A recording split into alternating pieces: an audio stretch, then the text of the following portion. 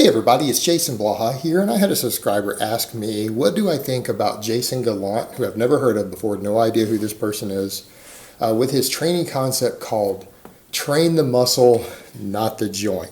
And he's saying this involves doing, mostly just the middle third of an exercise. Let me put on my +5 hat of weaponsmithing, do a little bit of crafting, and let's talk about this. What do I think of this concept? This sounds like something that was come up with by someone who is some sort of bonehead, meathead. I know that doesn't make sense either. Bonehead, meathead, who knows literally nothing about human biomechanics, physiology, anything else. It sounds like one of the worst training concepts I've ever heard of in my entire fucking life. And it sounds extremely ignorant. The reason I say that, first of all, you don't want to train your joints. In what world do you not want to train your joints and have stronger joints? Does anyone out there think that that's going to make you healthier, fitter, have more mobility, or have your joints last longer? This sounds to me like a one-way ticket to damage joints over time. It also kind of goes with this whole concept that some bodybuilders falsely have that locking exercises out damages the joints. That it hurts joints, it hurts elbows. And I'll give you a perfect example of where they get that from. Tons of bodybuilders do partials and avoid lockouts because they're talking about how their elbows hurt. Your elbows don't hurt from locking out on presses unless you're double jointed. But that's a totally separate issue anyways. I've done videos on that. That's a totally separate medical issue. Most people, the majority of people lifting are not double jointed, and people who are always going to have problems. They're going to have to take extra care to avoid injury because their bodies don't produce enough collagen in their joints and connective tissue compared to most people. It's a problem for them. It's a medical issue. Now, the reason their elbows hurt is because they do tricep extensions like a jackass. They do tricep extensions in a way that causes inflammation of the lateral and medial tendons down here to those heads of the tricep, which then makes their elbows hurt. It's not their presses that are doing that. There are plenty of people who do board presses and lockouts in powerlifting with 600-700 pounds who don't have elbow problems. All right, it's not the lockout that's the problem. And actually, joints like that are made to work through their full range of motion. When you fail to work them through their full range of motion, they get weaker, they lose mobility, and you have a higher risk of injury, not just necessarily in the gym, but when you do other activities. Same thing I've talked about with like pressing. You want to eventually rip a pec, do the middle on your pressing and avoid touching your chest. Don't ever touch your chest on heavy presses, and don't use anything but air to stop it. That's a good way to guarantee that in the long term you're going to have a pretty high chance of ripping a pec. For the reason that you lose mobility in your chest, and if the bar ever accidentally comes down with a weight that's 50 pounds heavier than your max would be off your chest, you've now shortened the muscle, you've lost mobility, and you've lost strength through that range of motion, and the muscle gives out. Guess what happens? If your max would have only been 275, pausing on the chest, and you've been doing reps with 300 in just the middle, and your spotter accidentally misses the weight one day and it comes down too hard, you're going to rip a pec. You guys saw what happened when Devin Palumbo, being a jackass, using a weight he couldn't go all the way down with the other day. What happened? He ripped his fucking pec. People who train the middle range of motion on exercises are at a much, much higher risk of injury. All right, they're at risk of tearing muscles in the long term. And again, you have to look no further than bodybuilders. Bodybuilders have some of the highest muscle tear rates of any group I've seen out there. Tons of them train the mid-range like that, and there are guys who lift heavier weights who have lower rates of tear than they do, who lift them through the full range of motion because their competitions require it. Kind of interesting, and I'm not saying powerlifters and Olympic lifters don't get hurt, but I do see more muscle tears from guys who are actually lifting lightweight for their body weight and the amount of muscle they have compared to a lot of these other guys. And that's the interesting point. People will point that out. Well, I've seen studies that show that these guys have about the same injury rate using a lighter weight while you're carrying more muscle and more body weight. Now think about that for a minute. All right, that's not right. In other words, power lifters usually have to weigh less and lift more than a bodybuilder before they have the same injury rate they do. Same, even anywhere near the same risk of tears. Olympic lifters even more so. But training that mid-range like that and skipping vital parts of the range of motion puts you at a higher risk of injury.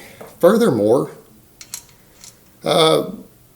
what makes people think that recruiting less muscle fibers or skipping the hardest part of an exercise is a good way to gain muscle?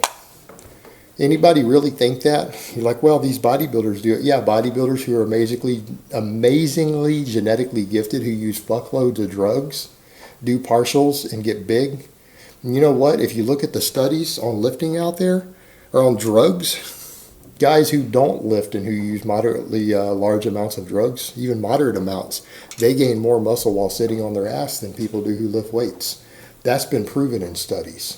Now, I'm not saying weightlifting doesn't contribute, but think about that for a minute. Guys who've done studies who've done 600 milligrams of testosterone gain more muscle than people who sit on their ass.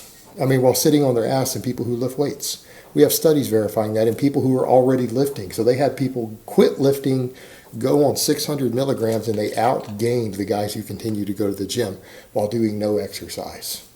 So when you have bodybuilders who are doing 2 grams a test, 3 grams a test, not 600 milligrams, but 2,000, 3,000, 4,000, throwing growth hormone, all sorts of other stuff in there, you really want to use them as an example of, well, they gain muscle just fine doing that.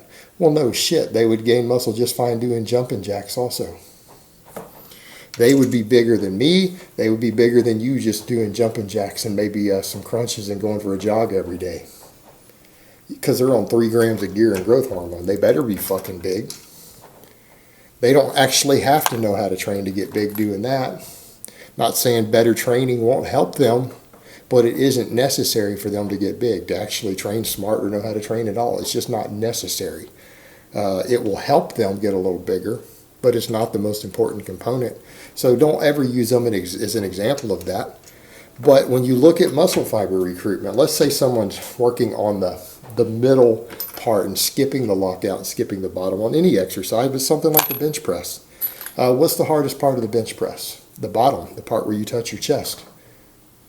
Don't believe me? Go get a board press, then put a 2 board on there so that you cut about 4 inches out of the range of motion of the bottom and rep it out. Go take your 1 rep max on the bench press and see how many reps you can do. Throw 5% more than your 1 rep ever max touching your chest and pausing. Do a bunch of board presses, put 5% more on there, and I bet you can rep it 5 times. So you're telling me the bottom's not the hardest? Everyone knows it's the hardest. What part of the exercise forces the chest to recruit the most muscle fibers? The bottom couple inches. So you're going to skip the bottom couple inches on exercises knowing they recruit the most muscle fibers? All right, you think that's going to be the best way to build muscle? You do the same thing on curls. The bicep has to work the hardest at the bottom trying to get that weight started. You're just going to skip the bottom. So you're going to get weak joints, have a higher rate of injury, and you're going to skip the hardest part of the exercise that builds the most strength, builds the most power, and more importantly, recruits the most muscle fibers. This sounds like a good method to anybody? I don't think so. Think about that for a minute. A lot of people might not have thought about this. They might listen to someone saying this and say, man, that sounds like a good idea because of continual tension and keeping the pump.